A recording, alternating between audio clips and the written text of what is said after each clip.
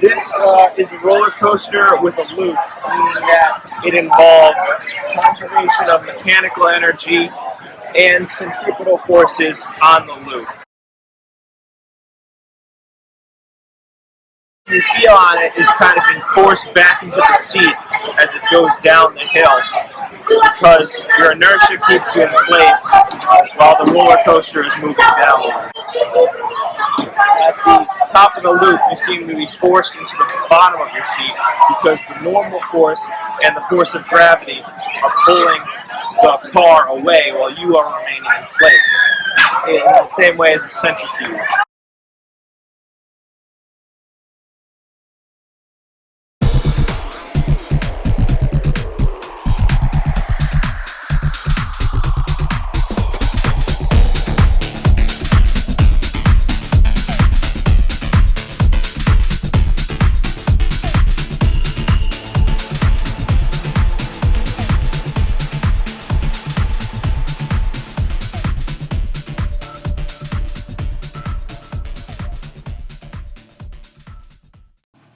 So the first concept involved with the first ride is the conservation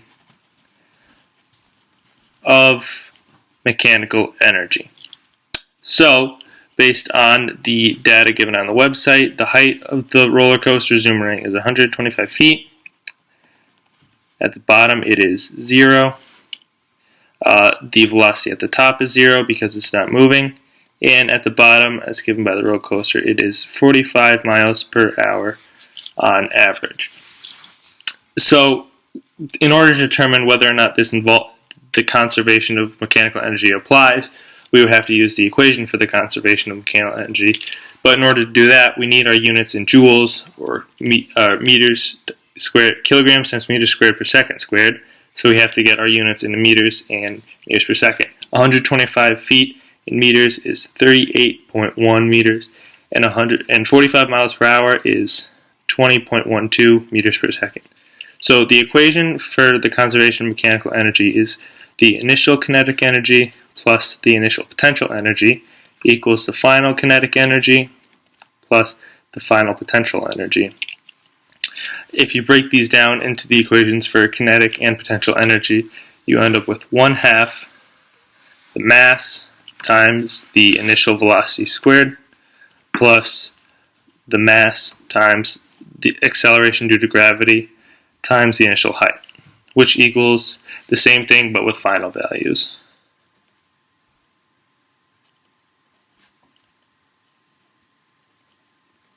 So if we plug in our values, we can see almost right away that the initial kinetic energy is equal to 0 because the initial velocity is equal to 0, and the final potential energy, or when the car is at ground level at a height of 0, is also 0 because the height is 0, which means that the initial potential energy must be equal to the final kinetic energy.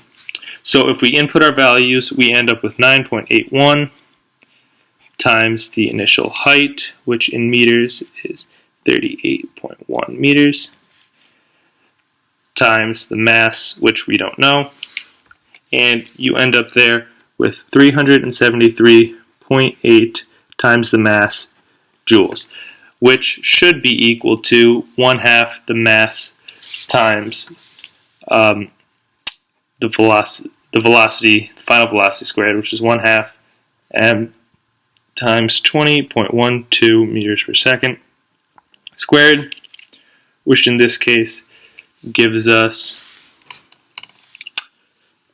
202.4 times m joules.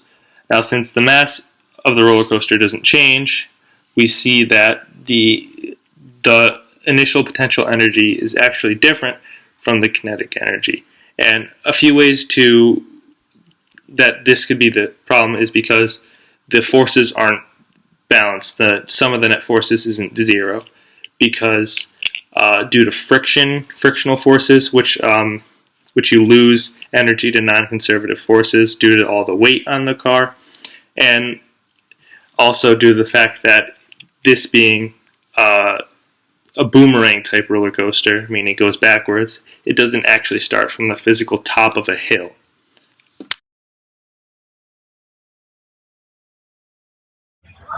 This is the ride Revolution. You sit in a seat in a circular car and it moves up and down the hill in a pendulum-like motion. When the car is at the top of the hill, the total mechanical energy is all potential, and when the car is at the bottom of the hill, the total mechanical energy is all kinetic. And it works because of the conservation of mechanical energy.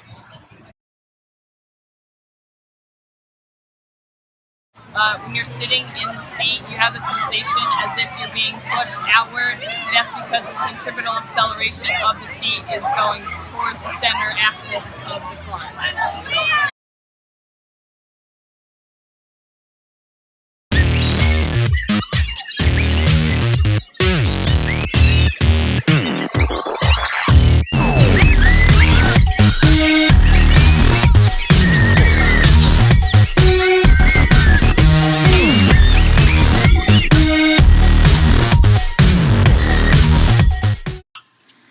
Our second physics concept is on uniform circular motion, and it's based off the ride Revolution. So in order to take into account the amount of G's or G-force that a person would withstand when going on this ride, designers would have to take into account the centripetal force they undergo. In this case, that would involve knowing what their angular velocity is. Based off sources from the internet, we found that of this ride, the angular velocity is 14 revolutions per minute. Based off asking the operators at the park, the radius was 5 meters, and using this we can find the centripetal acceleration and thus the normal force. So, in order to find the centripetal acceleration, we would have to use the equation A sub c equals r times omega squared. R being radius and omega being angular velocity. When we plug this in, we get A sub c equals 5 times, and then we'd have to turn the angular velocity from revolutions per minute into radians, which would be 1.47 radians times 1.47 squared.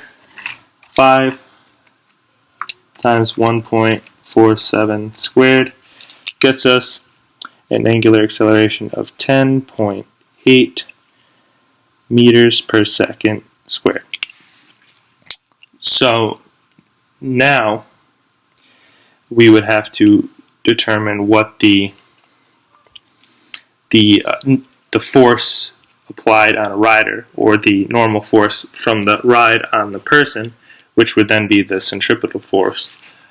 And so to do this, we would use the equation F sub c equals mass times centripetal acceleration, which for the mass we use the mass of an average male, which would be equal to 70 kilograms. F sub c equals 70 times our angular acceleration, which is 10.8 meters per second squared, and that would yield a result of F sub c being equal to 756 newtons. So to determine how many G's this would have, we would have to figure out what 1 G is for a 70 kilogram person. So 1 G force would equal 70 kilograms times 9.81 meters per second squared, which is the acceleration due to gravity, giving us an answer of 686.7 newtons. So to determine the amount of G-force, we would divide the centripetal force by the 1 G-force, which would then be 756 divided by 686.7, which yields